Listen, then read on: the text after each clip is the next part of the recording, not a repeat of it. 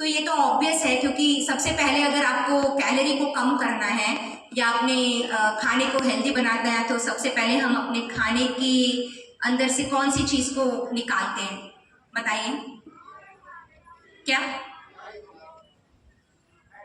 Fat निकालते हैं। सबसे पहले हम फैट को कम करेंगे क्योंकि सबसे ज़्यादा कैलोरी फैट में होती है।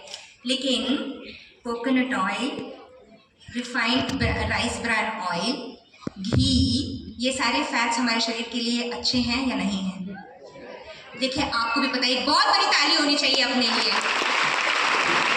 देखिए फैट्स हमारे शरीर के लिए बहुत ज़रूरी है, क्योंकि जब फैट्स हमारे शरीर आके उसको प्रोसेस करती है तो लेप्टिन नाम का एक हार्मोन को पैदा करती है, जिससे हमारे ब्रेन को सिग्नल मिलता है कि आपने खाना खा लिया है। जब हमको ये ब्रेन को ये सिग्नल मिलता है तब जाके बंदा कुछ अनाप शनाप नहीं डालता फिर मुंह में, राइट। लेकिन जब हम फैट्स को ही कम कर देते हैं तो हमें बार बार भूख लगने लगती है, और ये बार बार भूख लगने की प्रॉब्लम भी नंबर 3 है। और जब हमें बार बार भूख लगने लगती है और फिर हम अपने कैलोरी को कम करते जाते हैं तो हमारा शरीर क्या करता है? थकान महसूस करता है, क्योंकि हमारा शरीर जो है वो प्राचीन है, नया शरीर नहीं है। प्राचीन है मतलब बहुत साल पहले ये डिज़ाइन हो चुका है, और ये शरीर हार्मोन पे चलता है। तो अगर आप खाना कम भी कर रहे हैं तो भी आपका शरीर फैट डिपॉजिट्स करता रहेगा, और ये साइंस बताता है कि ये ज़रूरी नहीं है कि आप खाना कम कर रहे हैं तो आपका शरीर फैट डिपॉजिट्स नहीं करता है।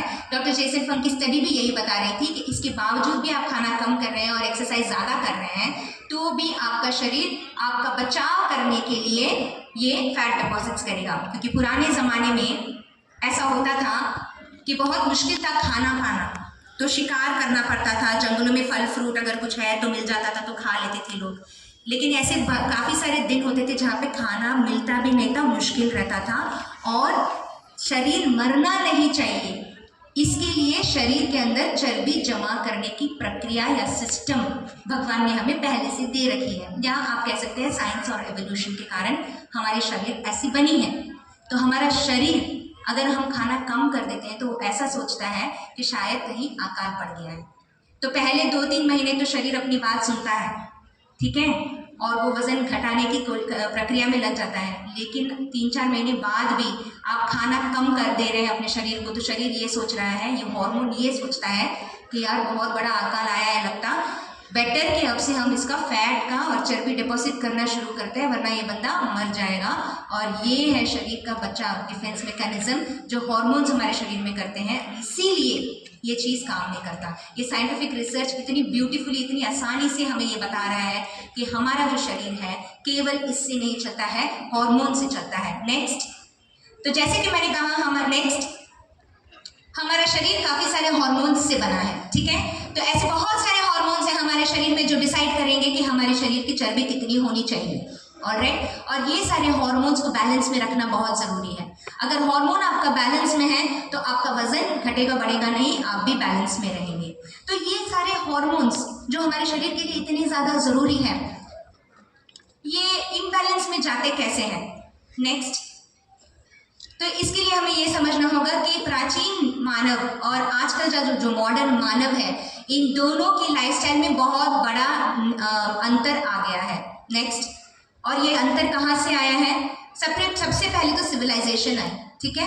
आप ऐसे समझिए कि 2000 साल में तो बहुत ज़्यादा अंतर आ गया है। प्राचीन मानव का जो शरीर है वो मिलियंस ऑफ ईयर्स, मिलियंस को क्या बोलेंगे हिंदी में?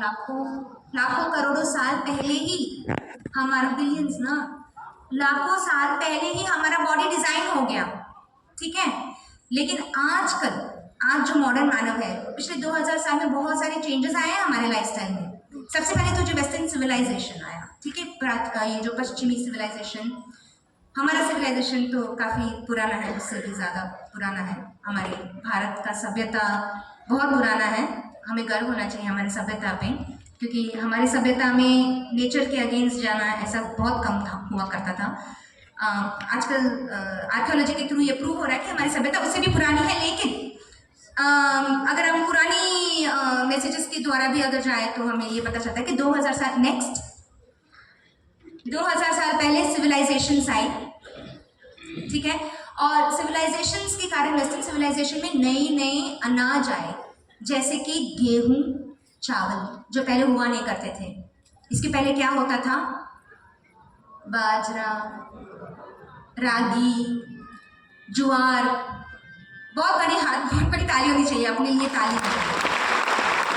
लेकिन इतना तो जानते हैं आप लोग, तो बाजरा, ज्वार, रागी जैसी चीज़ें ऑलरेडी हमारी लाइफ में थी, लेकिन उनको किक आउट करके हमने क्या किया? इंक्लूड किया नए ग्रेन्स को, जैसे कि गेहूं और चावल। ठीक है, तो गेहूं और चावल का खुद का एक प्रॉब्लम है, इसमें होते हैं लेक्टिन्स, इसमें होते हैं ऐसा जहरीला पदार्थ जो हमारे शरीर को धीरे धीरे धीरे मोटापे का तरफ ही नहीं, बीमारियों की तरफ भी लेके जाता है।